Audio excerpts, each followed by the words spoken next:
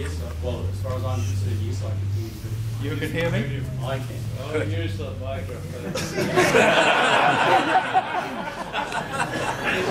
Ted, it does take a few moments, so yeah. Here's the microphone. Right. Microphone. I'll have it up there. Come on. Good. We can hear you. Do not get get up the.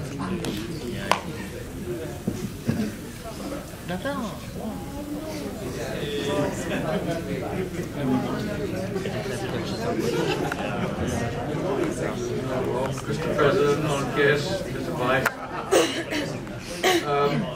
What I'm about to say does not necessarily relate to New Zealand merchant seafarers, but to British ones, and in the First World War, of course, we were all British anyway.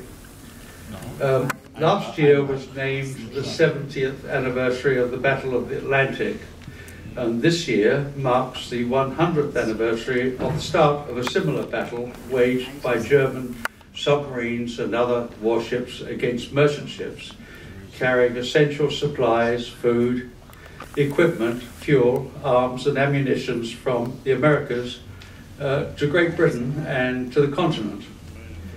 And because of the great losses suffered by merchant shipping, I'd like to focus on merchant seafarers. Of course, naval seafarers, we all know of their sacrifices. But merchant seafarers are sometimes forgotten. They manned those ships, and on the First World War, which resulted in the sinking of 7.8 million tons of shipping and the deaths of 14,600 merchant seafarers. And I'm not talking about the 32,000 that were lost in the Second World War in the Battle of the Atlantic in 3 years.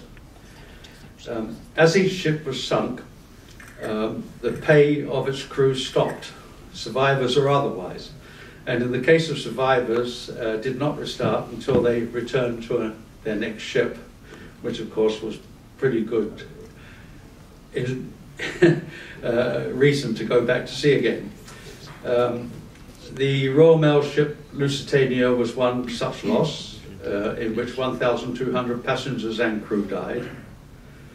King George V was impressed by the dedication of those seafarers throughout that war, and gave to the merchant service, it was always called the merchant service, the name the Merchant Navy, and installed His Royal Highness the Prince of Wales as the Master of the Merchant Navy, and the Prince of Wales to this day holds that title. And so, ladies and gentlemen, please raise your glasses in remembrance of the merchant seafarers of the First World War. Merchant seafarers.